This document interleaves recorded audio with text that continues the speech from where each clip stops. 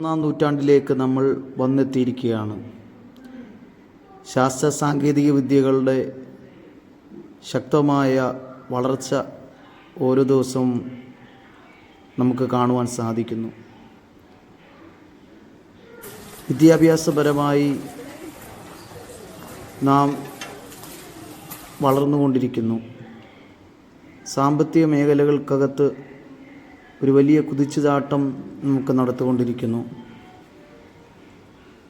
ഓരോ ദിവസവും കഴിയുന്തോറും ഒന്നല്ലെങ്കിൽ മറ്റൊരു തലത്തിൽ നമ്മുടെ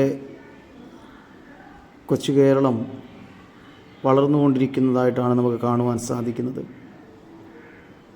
മനുഷ്യനെക്കുറിച്ച് നമ്മൾ പഠിക്കുകയാണെങ്കിൽ മനനം ചെയ്യുവാൻ കഴിവുള്ളവനാണ് മനുഷ്യൻ.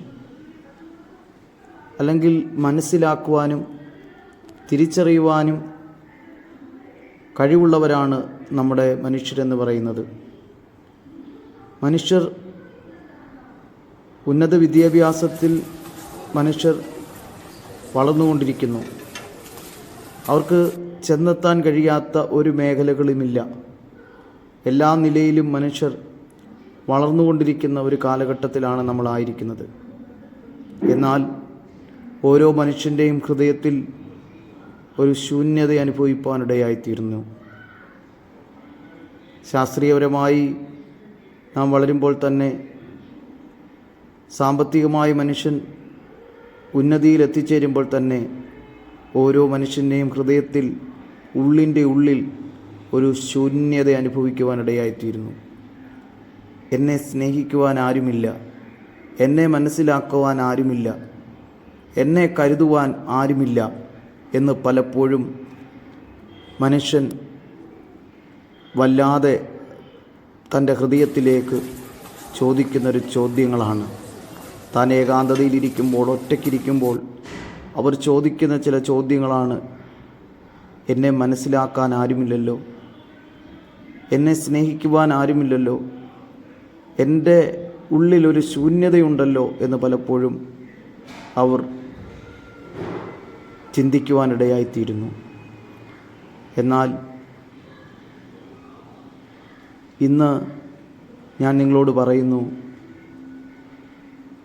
എന്നെയും നിങ്ങളെയും സ്നേഹിക്കുന്ന ഒരു യേശു ക്രിസ്തുവുണ്ട്.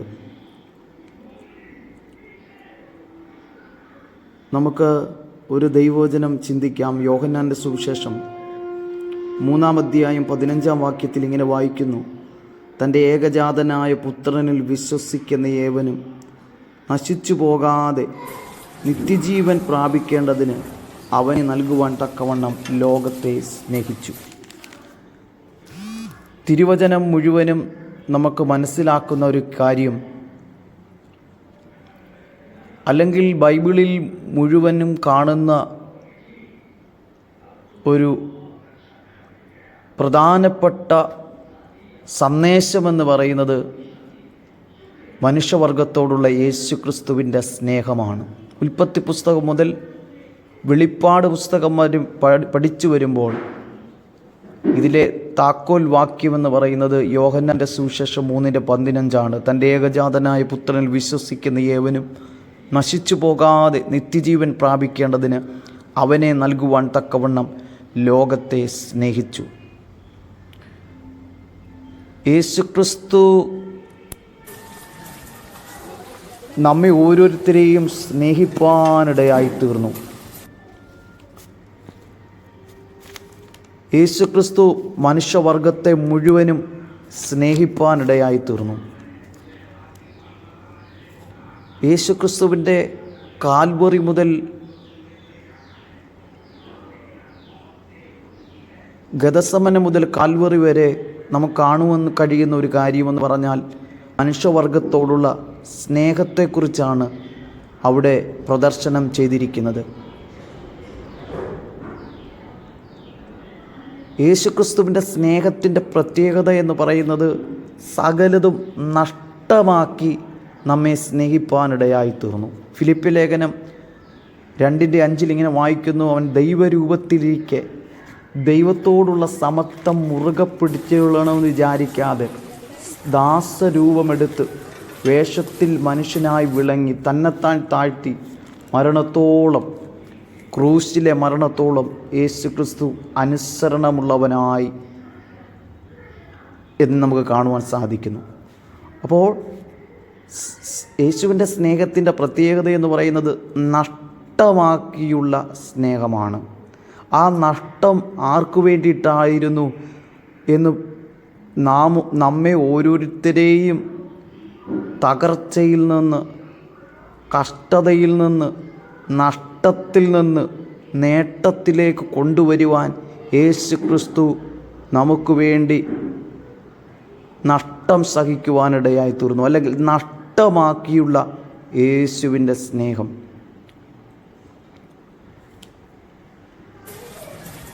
അപ്പോൾ ദൈവരൂപത്തിലിരിക്കെ ആ ദൈവത്തോടുള്ള സമത്വം മുറുകെ പിടിച്ചുകൊണ്ട് വിചാരിക്കാതെ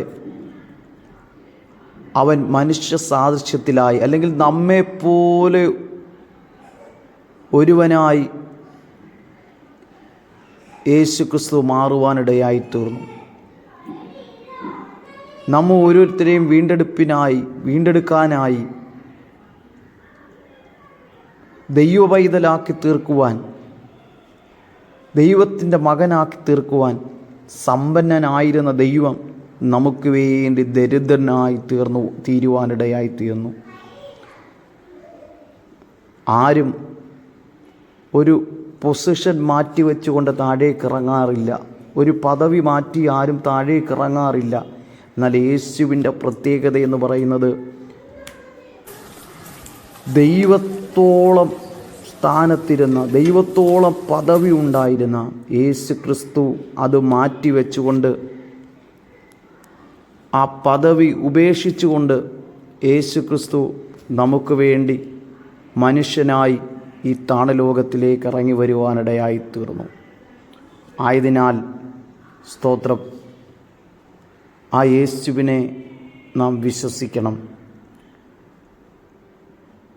ഈ ലോകത്തിലെ സ്നേഹങ്ങളെല്ലാം കുഴിമാടം കൊണ്ട് അവസാനിക്കുമ്പോൾ, അപ്പ അമ്മ സ്നേഹങ്ങൾ, സഹോദര സ്നേഹങ്ങൾ, സഹോദര ബന്ധങ്ങൾ കുഴിമാടം കൊണ്ട് അവസാനിക്കുമ്പോൾ, യേശുവിൻ്റെ സ്നേഹമെന്ന് പറഞ്ഞാൽ മരണത്തിനപ്പുറമായ ഒരു സ്നേഹമാണ്, മരണത്തിനപ്പുറമായുള്ള ഒരു ബന്ധമാണ്. അതുകൊണ്ടാണ് പൗലോസ് പറയുന്നത്, ക്രിസ്തുവിൻ്റെ സ്നേഹത്തിൽ നിന്ന് എന്നെ വേർപിരിക്കുന്നത് ആര്? കഷ്ടതയോ പട്ടിണിയോ നഗ്നതയോ ആപത്തോ വാളോ ഉയരത്തിനോ ആഴത്തിനോ യാതൊരു സൃഷ്ടികൾക്കും ക്രിസ്തുവിൻ്റെ സ്നേഹത്തിൽ നിന്ന് എന്നെ വേർപിരിക്കാൻ കഴിയത്തില്ല.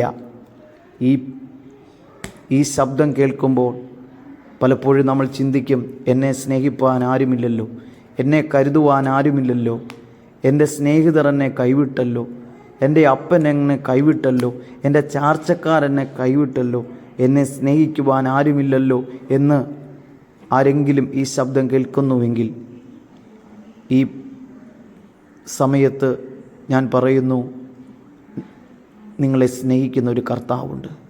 നിങ്ങളെ സ്നേഹിപ്പാൻ വേണ്ടി കാൽവറി ക്രൂശിൽ അവസാനത്തുള്ളി രക്തം വരെ ഊറ്റിത്തന്ന ഒരു യേശുക്രിസ്തുവുണ്ട്. ആ യേശുക്രിസ്തു നിങ്ങളെ സ്നേഹിക്കുന്നു. ആ യേശുക്രിസ്തു താങ്കളെ സ്നേഹിക്കുന്നു. ആ യേശുവിന് വേണ്ടി ഹൃദയത്തെ തുറന്നു കൊടുത്താൽ യേശു നിങ്ങളുടെ ഹൃദയത്തിലേക്ക് കടന്നു വരുവാനിടയായിത്തീരും. നിങ്ങളുടെ ജീവിതത്തിൽ ഇതുവരെ തന്നിട്ടില്ലാത്ത സമാധാനം തരാൻ, ഇതുവരെ തന്നിട്ടില്ലാത്ത വിടുതലിനെ തരാൻ, ആശ്വാസത്തെ തരാൻ യേശുക്രിസ്തു മതിയായവനാണ്. യേശുവിന് വേണ്ടി നിങ്ങളുടെ ഹൃദയത്തെ തുറന്നു കൊടുക്കുക. ദൈവം നിങ്ങളെ സഹായിക്കട്ടെ. മരണത്തിനപ്പുറമായൊരു നിത്യതയുണ്ട്. ആ നിത്യത അവകാശമാക്കുവാൻ യേശുവിന് വേണ്ടി ജീവിതത്തെ